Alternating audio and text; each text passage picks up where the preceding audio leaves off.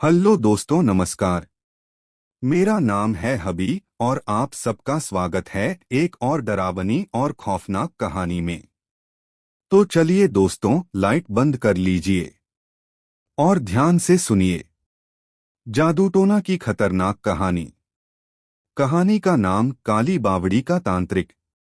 ये कहानी है मध्य प्रदेश के एक छोटे से गांव भोंडापुर की, जहां एक समय में कोई भी रात के समय बाहर नहीं निकलता था।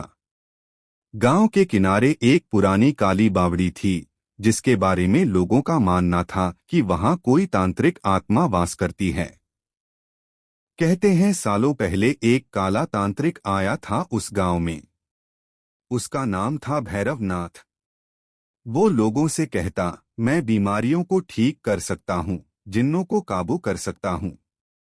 शुरू में लोगों ने उसकी पूजा की, पर जब एक के बाद एक गांव के बच्चे गायब होने लगे, तब लोगों को शक हुआ। गांव वालों ने एक रात मिलकर उसे बावड़ी में फेंक दिया। पर मरते मरते वो बोला, मैं लौटूंगा और अपने साथ सबको ले जाऊंगा, एक एक को। अब 30 साल बाद गांव में फिर से अजीब घटनाएं शुरू हुईं।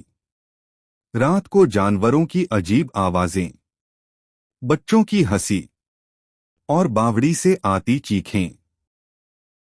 गांव के एक लड़के राघव ने ठान लिया कि वह इस रहस्य का पता लगाएगा। रात को वो अकेला गया उस बावड़ी के पास।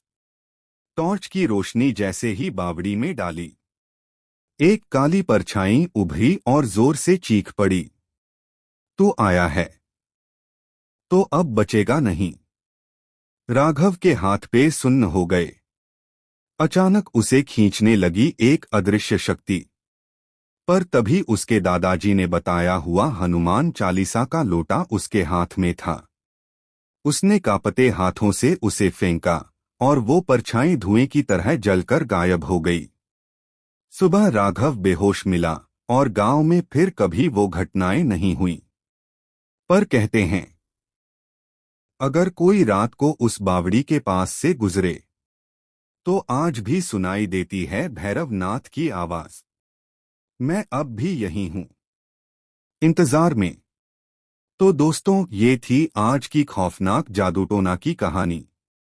अगर आपको कहानी पसंद आई हो तो जरूर बताइए और ऐसी ही कहानियों के लिए जुड़े रहिए हबी के साथ। शुभ रात्रि। लेकिन ध्यान रहे, कहीं आप भी किसी बावड़ी के पास से तो नहीं गुजर रहे।